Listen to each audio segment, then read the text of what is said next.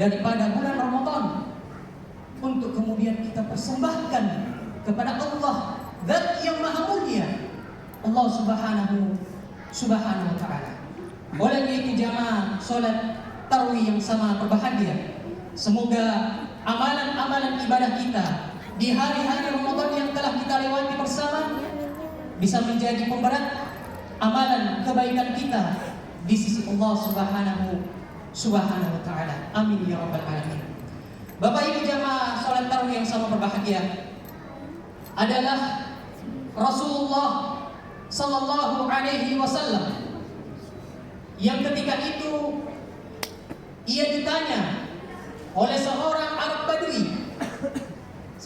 Badui bertanya kepada Nabi kita Muhammad sallallahu alaihi wasallam.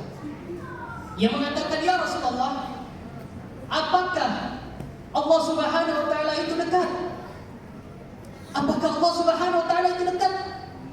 Sehingga ketika kita setiap kali bermunajat kepadanya, sehingga ketika kita setiap kali menggantungkan harapan kita kepadanya, mengangkat tangan kita berdoa kepada Rabbul Alamin, maka kita hanya berbisik-bisik kepadanya dengan suara yang rendah, dengan suara yang lirih.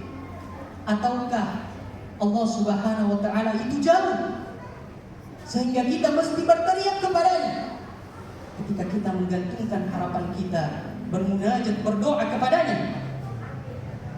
Maka Rasulullah sallallahu alaihi wasallam kemudian membacakan satu ayat atau potongan ayat dari surah Al-Baqarah ayat 186.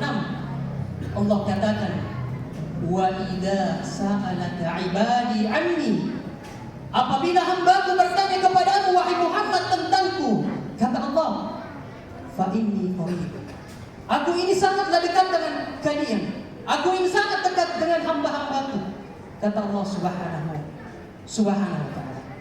Bapak Ibu jamaah salat tarawih yang sama berbahagia, suatu ketika Khalifah Amirul Mukminin Umar bin Khattab radhiyallahu anhu yang ia berjalan di tengah pasar bersama dengan sahabatnya, bersama dengan pengawalnya. Di tengah jalan ternyata ia dihentikan, ia dicegat oleh seorang wanita tua dari kalangan sahabat. Wanita ini bertujuan menyampaikan nasihat kepada Amirul Mukminin Umar bin Khattab. Maka Umar ketika melihat